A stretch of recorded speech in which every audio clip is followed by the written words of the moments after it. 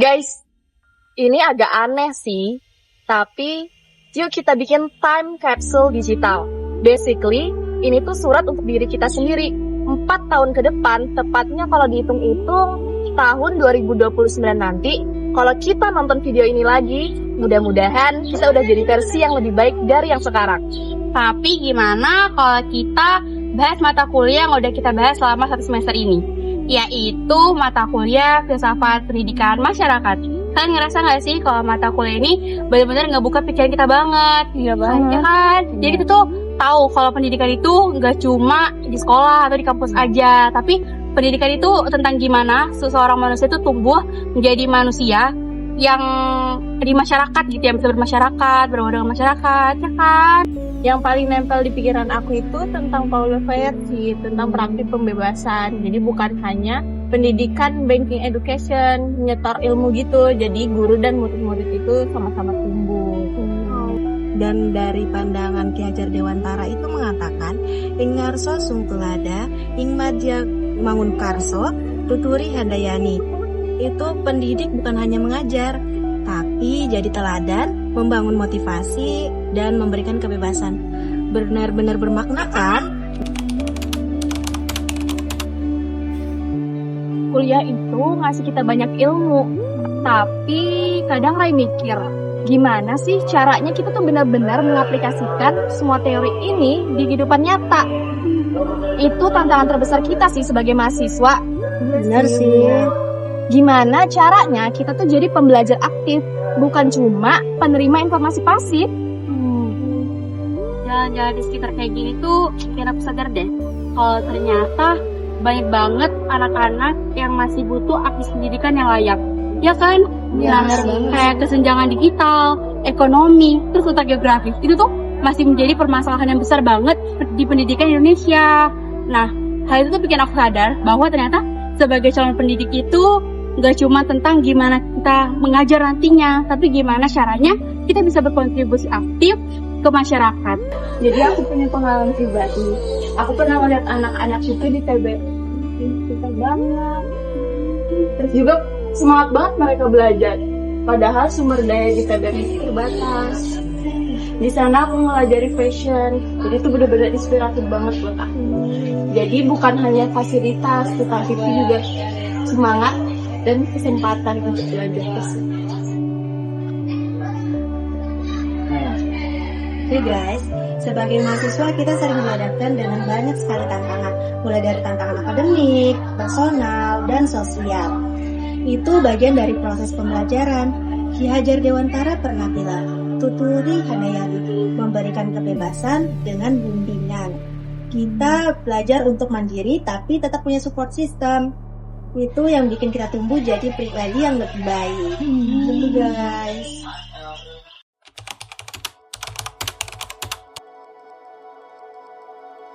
Oke guys, 4 tahun ke depan kalian kepikiran gak sih mau jadi apa? Pikiran sih. Kalau aku pengen jadi pembelajar seumur hidup yang tulus. Terus belajar gak cuma di pendidikan formal, tapi dari buku, ikut workshop, dari pengalaman pribadi, dan dari orang lain.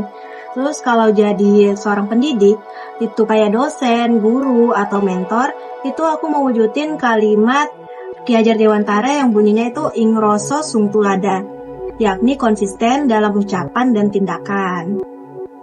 Oke, pertanyaan menarik. 4 tahun ke depan, tepatnya tahun 2029 ya. Iya.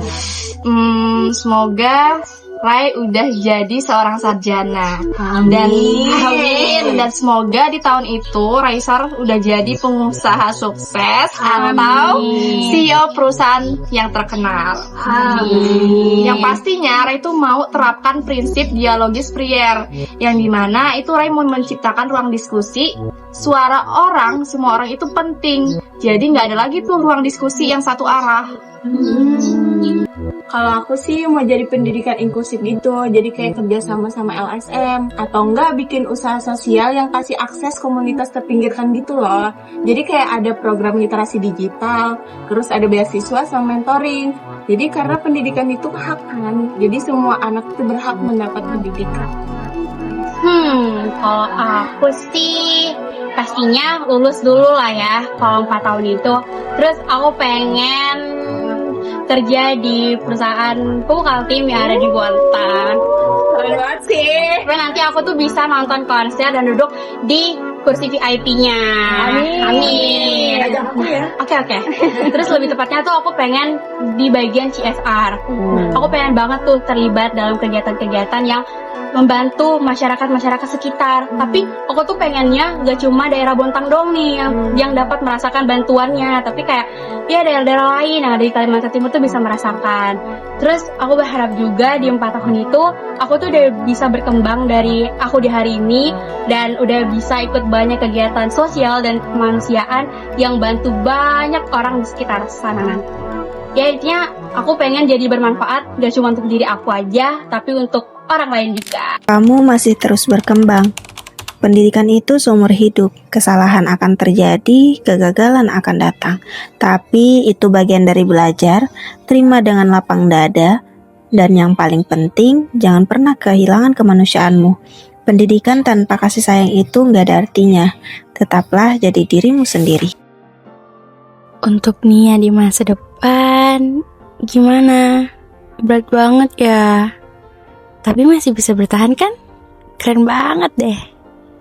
Aku berharap semoga kamu masih dikelilingin sama banyak orang baik di sekitar kamu.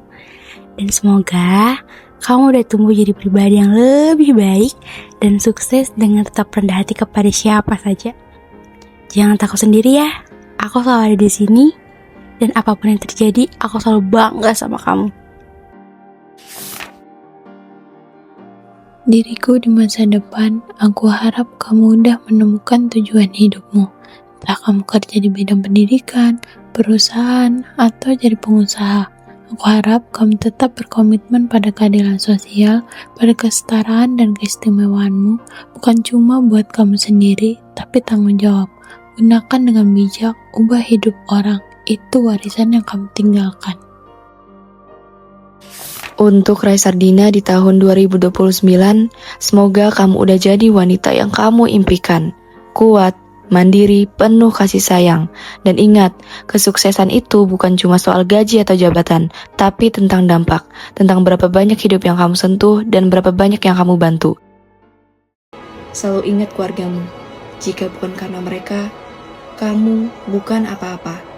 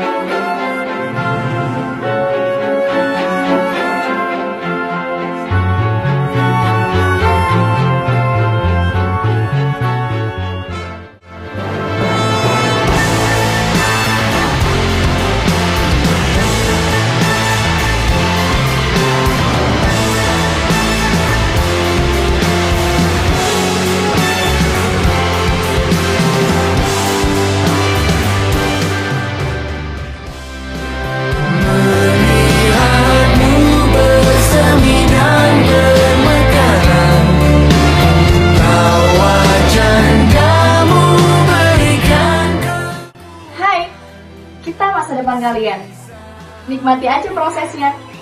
Perjalanannya gak gampang, tapi nyatanya kalian lebih kuat dari yang kalian kira. Tetap pegang nilai-nilaimu, jangan pernah berkompromi dengan integritas. Jangan lupa enjoy the journey ya, bukan cuma tujuannya.